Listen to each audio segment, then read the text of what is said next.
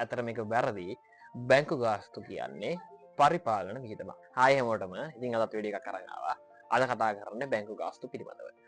ගොඩක් දෙනෙක් වැරදියට වර්ගීකරණය කරනවා බැංකු ගාස්තු කියන එක. විශේෂයෙන් කාගෙන් හරි ඇහුවොත් බැංකු ගාස්තු වියදම් වර්ගීකරණයේදී මොකටද දාන්නේ කියලා බහුතරයක් දෙනා කියන්නේ මූල්‍ය වියදම් කියලා.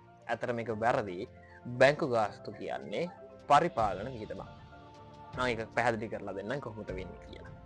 සාමාන්‍යයෙන් මූල්‍ය වියදම් කියලා කියන්නේ ව්‍යාපාරයේ විවිධ පාර්ශ්වයන්ගෙන් ලබාගෙන තියෙන ණය. කියන්නේ මූල්‍ය ආයතන වලින් එහෙම ලබාගෙන තියෙන ණය සඳහා අපි කරනු ලබන පොලී ගෙවීම. සියලුම පොලී ගෙවීම් මූල්‍ය වියදම් කියලා තමයි අපි සාමාන්‍යයෙන් සලකන්නේ.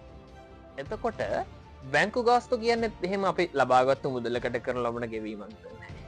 බැංකු ගාස්තු කියන්නේ එතකොට මූල්‍ය වියදමක් නෙවෙයි. බැංකු ගාස්තු කියන්නේ පරිපාලන වියදමක් වෙන්නේ කොහොමද කියන එකත් මම පැහැදිලි කරන්නම්. පරිපාලන වියදම් කියන්නේ ව්‍යාපාරයේ එදිනෙදා හේයුම් කටයුතු සඳහා අපි කරනු ලබන මුදල් ගෙවීම හෝ අපි දරනු ලබන වියදම්.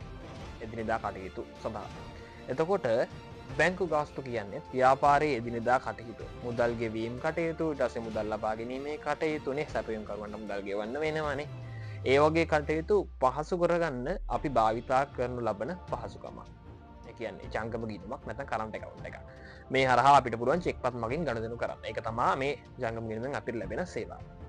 එතකොට ඒ සඳහා ඒ සපයන සේවාව වෙනුවෙන් බැංකුව විසින් අය කරනු ලබන ගාස්තුවක් තමයි මේ බැංකු ගාස්තු කියලා කියන්නේ. එතකොට මේකේ තියෙන්නේ පරිපාලන වියදමක ලක්ෂණ.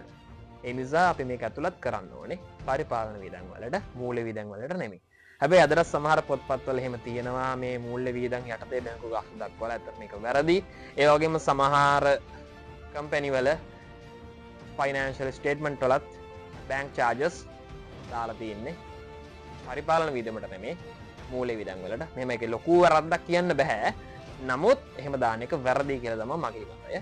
එතකොට ඔයාලට පුළුවන් හරියට මේක ගිණුම් ගත කරන්න බැංකු ගාස්තු පරිපාලන වියදම් තුලට. මට මතකයේ හරිනම් සාමාන්‍ය පෙළ කොමර්ස් ඔයගලන්ගේ පෙළ පොතේ තියෙන්නේ මේක බැංකු ගාස්තු මූල්‍ය වියදමක් යටතේ ඒක ඉදිරියේදී නිවැරදි වෙයි කියලා හිතනවා. හැබැයි හරිම දේ ඔයාලා ඉගෙන ගන්න. බැංකු ගාස්තු කියන්නේ පරිපාලන වියදමක්. එහෙනම් තවත් මේ වගේ වීඩියෝ එකකින් හම්බ වෙන බලාපොරොත්තු වෙමින් අද වීඩියෝ එක නවත්තනවා. හැමෝටම good luck.